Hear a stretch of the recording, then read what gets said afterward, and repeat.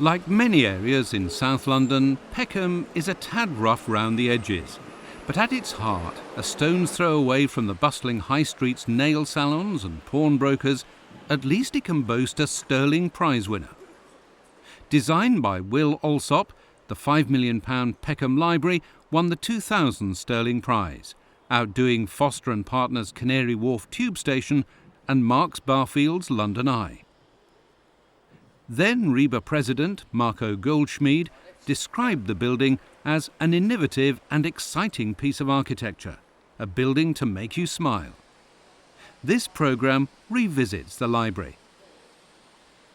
We'll look at the Alsop-esque design features, including pods, wonky columns, and its topsy-turvy layout, and see how the cladding and building fabric has fared more than a decade after winning the sterling. And along the way, we'll see if the people of Peckham feel the same way that Goldschmied did back in 2000.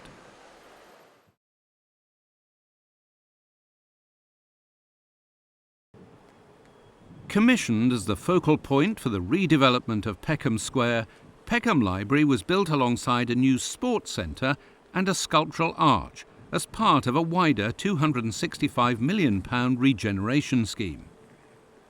According to Southwark Council, the library was to be striking, to make people curious about what lies inside, and to challenge the traditional view of libraries as staid and serious environments.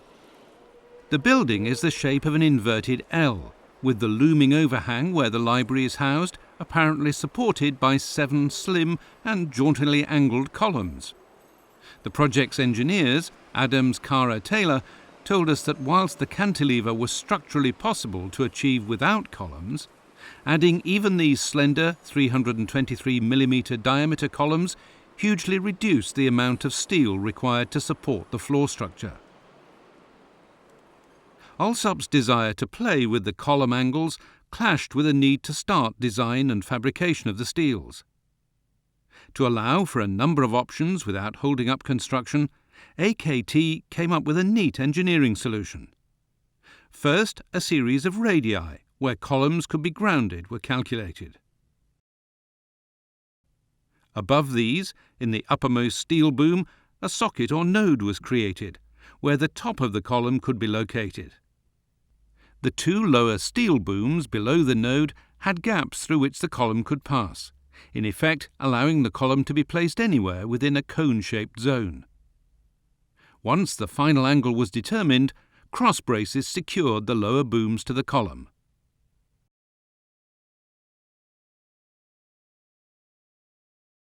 I would say that the location wasn't really particularly relevant. It was just the nature of the building, and it's a public building. It's going to be used by a lot of school kids and generally well worn over the years, really.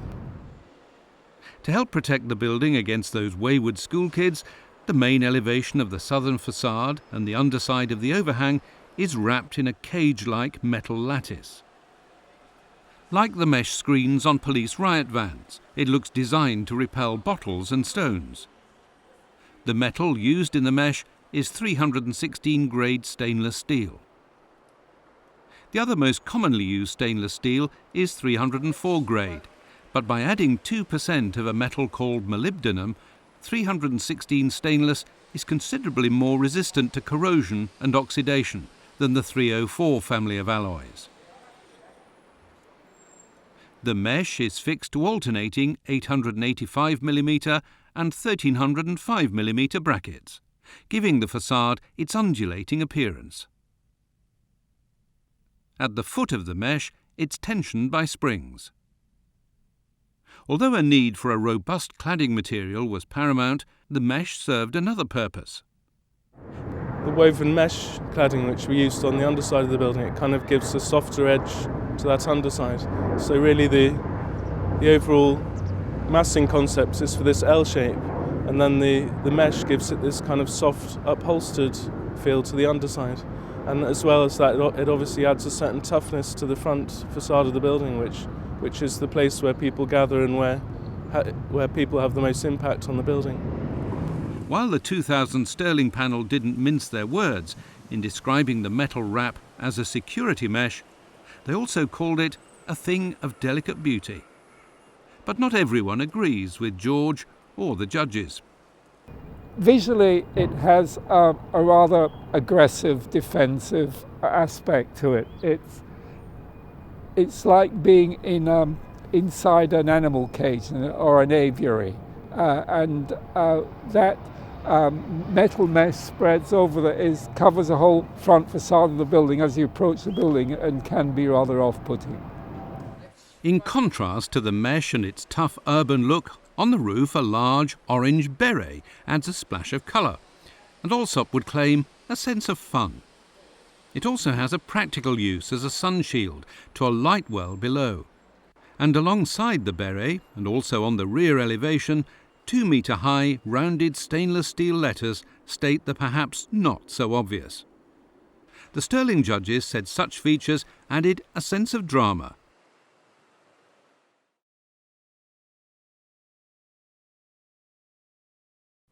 The leading edge of the cantilever is clad in pre-patinated copper and punctuated by irregularly shaped window panes, some large, some small. The west and east elevations are also clad in the same algae green copper, but these facades only have a few very small windows. The copper plates fold back on themselves and interlink around metal brackets which are fixed onto a layer of ply. The result is a seamless shingle system. I think the nature of the copper in particular, it obviously draws your eye when you look at the building, and that has a beautiful quality as it ages, takes on slightly different tones, and it catches the sun in a very nice way that perhaps other types of cladding wouldn't really do. While the copper has aged well, there are areas around the windows where water runoff has caused staining. And at lower levels, large grubby patches indicate where graffiti has been removed in a rather unsatisfactory way. The company that supplied the copper cladding told this programme that there have been great advances in cleaning since 2000, when the chemicals used had very short shelf lives. Today, there are two methods used to remove stains and graffiti. The first is by applying a sacrificial coating made of plant polysaccharides that is jet washed off along with any offending scrawls. A new coat has to be then applied. The second is a water-based surface sealer that remains on the cladding while the graffiti is blasted off, again with a jet washer.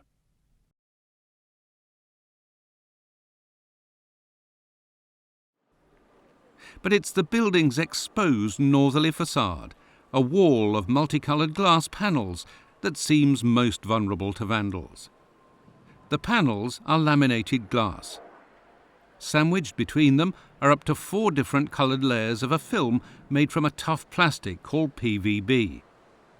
The combination of these interlayers, as the films are called, gives each panel a unique colour. Southwark says the building suffers a similar level of vandalism to its other libraries, but one incident a few years ago did cause quite a headache.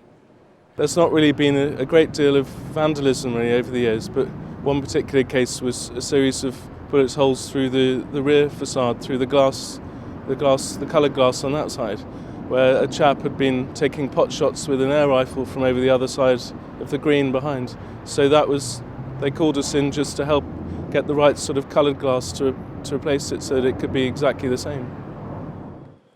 But just getting the right coloured glass to replace the 6 broken panes proved a costly exercise. The panels were no longer produced by the original supplier and had to be procured from Europe at a cost of more than £50,000.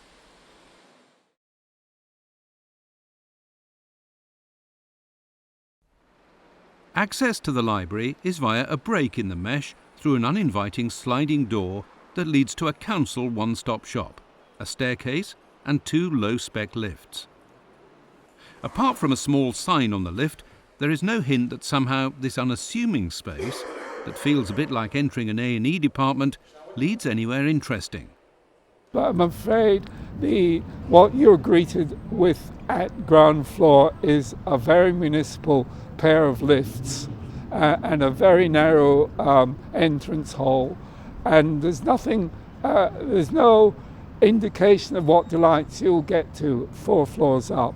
And I think that that's not, there's no indication of the flamboyance of the Will Alsop building there. It's a bog standard municipal pair of lifts, and I think that's a bit of a pity. So what then was the architect's reason for raising the library to the 4th floor, forcing visitors to wait for a lift or trudge up 4 flights of stairs to get where they really want to be? The concept of elevating the library is something that Will does a lot in many of his buildings, and it's something that gathers controversy wherever we do it, really. Even now, well, perhaps when Peckham Library was built, it was a fairly early example of this. And since then, we've built buildings in other countries which have been elevated much higher off the ground. But it certainly took a lot of discussion and creative way of thinking for the client to understand that by elevating it, you're really creating something special, this vista across London, which the locals have really enjoyed as part of the library. And it kind of feels like they're lifted off away from daily life, away from the high street. Yes, the views are good, particularly as you exit the lift and look north to the city. And when you do finally step into the library, the contrast with the drab entrance is stark. The toilets, stairs and staff facilities are all located in the main supporting block, freeing up the cantilevered floor area. As well as all the shelving, there is room for around 60 desks and study spaces, with those around the southern perimeter, next to the windows, being particularly popular. Although if you are lucky enough to claim one, it's probably best not to look too closely at the recessed bolt holes. With natural light from these windows supplemented by a strip of high-level perimeter windows, as well as a central light well, the downlights are only needed on the gloomiest of days. Which is just as well, as replacing them is a tricky maintenance task that has to be done out of hours. And while in its heyday the carpet no doubt looked warm and welcoming, today it isn't. But chances are that when you first walk in, you won't think twice about the carpet, windows, the desks, or even the books for that matter, because the space is dominated by 3 large, shingle-clad pods. Supported by elegant concrete legs, the gourd-like structures rise up and punch through the plasterboard ceiling and the roof itself.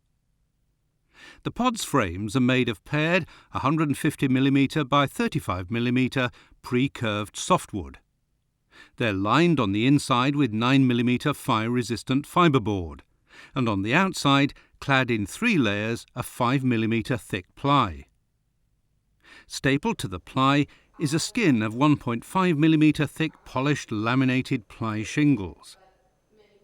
The central pod is accessed by a spiral staircase next to the librarian's main desk, but careful as you go. And while the western pod was also once accessible via a staircase on the 4th floor, today both it and its eastern counterpart are locked meeting rooms, accessible only from the 5th floor mezzanine, which you need permission to enter. While the pods still look impressive and enticing from the outside, unfortunately on the inside it's a different matter.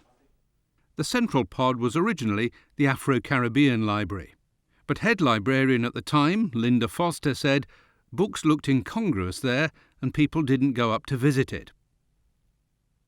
And plans to have a toddler's den in the western pod were abandoned and moved downstairs to the cosier, more colourful children's library.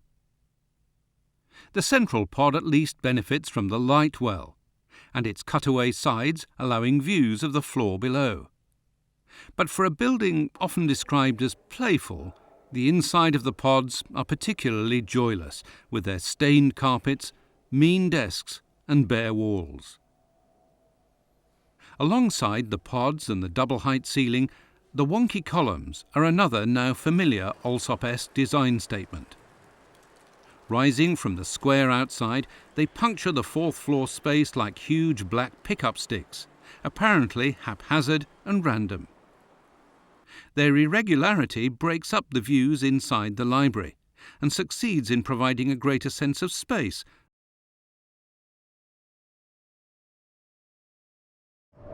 Well, Will, he's extremely proud of this building, and for him it's perhaps something of an essence of what he's always trying to do throughout his career. It's something that works with the community, it's full of joyfulness, and it's got a sense of humour. Over the years, a lot has been written about that sense of joyfulness, but something harder to quantify is the building's effect on the area. The then government design quango, CABE, said the building proved that playful gestures and reinvention of the urban fabric can be achieved while working with a clear brief to regenerating a desperately poor area. And in the Sterling citation, Goldschmied said the scheme was an exemplary regeneration. Today, Peckham has the highest level of unemployment in Southwark, as well as the highest number of people who have never worked. So Peckham is still poor. A more useful measure of the library's success is that it's the busiest in Southwark, attracting 500,000 visitors a year. And perhaps most importantly, those that do use it seem to like it. The structure is fantastic. In fact, I think maybe when I got here, for the first time when I came here, when I saw the library, I think this is a very good, conducive area that someone can easily come down and take your time to fresh your brain, think of many things, and so far it's a good area for a good learning, understanding. Yeah, this library is a good thing for this area, but it's very, very good. Very, very, most especially the location where this library is good. I like it so much. I love the library. I love the colours of it, I like the shape of it, I like the little spaceship on the top, the fact that you can see it from so far away, and people kind of gather outside of it, so I think it makes a quite good communal space.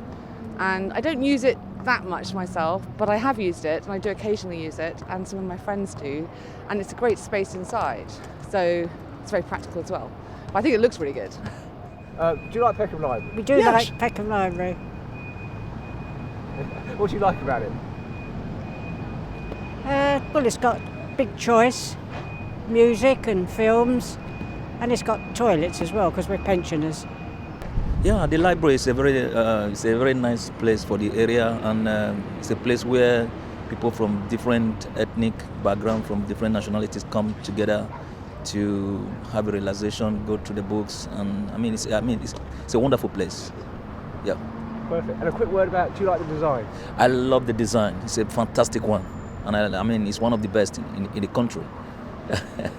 It's a nice one. Do you like the design? Yeah, it's all right. Well, it's modern. You've got to get used to these modern things, because you remember buildings when you were younger. Being a pensioner, you have to put up with it. It's all right, I suppose. I'm not saying the right thing here, am I?